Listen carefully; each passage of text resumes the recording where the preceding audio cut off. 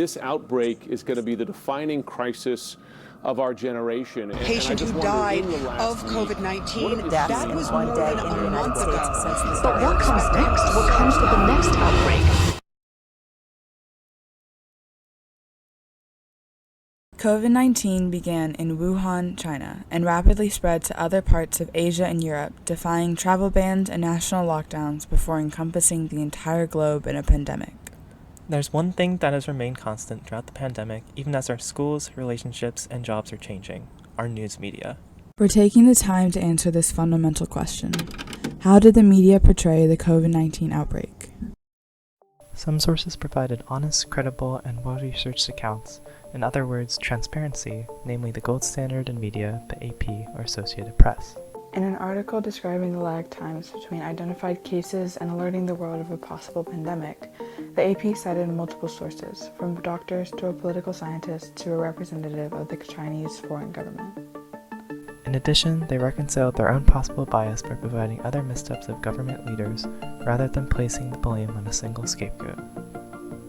In contrast, an article from Fox News validating the lab leak theory uses, quote, both classified and open source, end quote, documents from an unknown source, and does not verify their validity.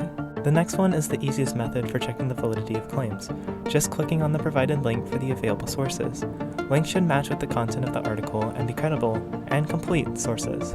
The New York Post, as a bad example, has an article from early in the pandemic citing vitamin C tablets as an effective treatment for COVID. While they did include their sources for this claim, their main source of reasoning and proof for this treatment was this study. Simply clicking the link and taking a quick peek at the right side of the page shows that it isn't even complete. Some sources may cite public figures or experts to support their claims. The titles of these individuals can make them seem reputable, but it is imperative to check the credibility of these figures. If the author or outside sources provide solid information that establishes their expertise, like this article about the origins of COVID from NPR, then the figure can most likely be trusted.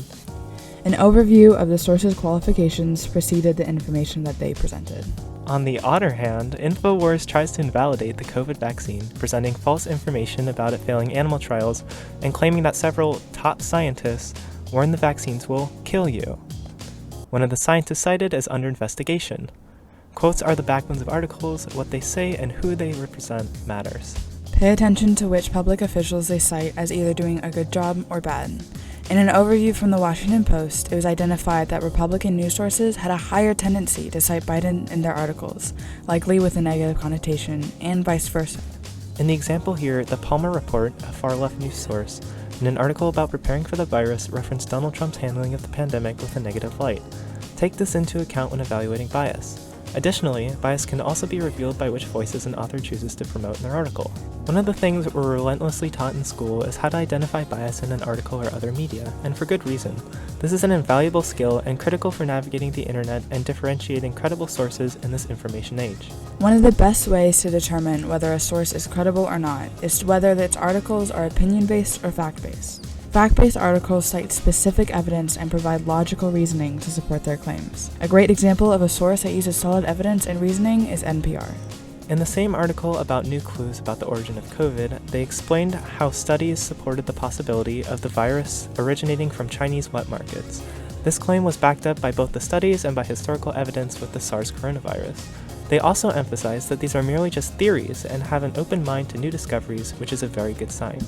Other sites might require a reader to use logical reasoning to determine the validity of its claims. Take our much-beloved InfoWars, for example. Spontaneous abortions caused by the new vaccine does not align with any evidence presented in the article or any other media sources, along with the other symptoms listed in this article.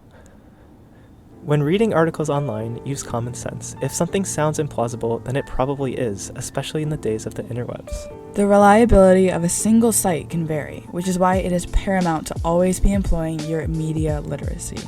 Luckily for us, there are many useful fact-checking sites out there to aid you in your journey to truth, all of which are linked in the description below.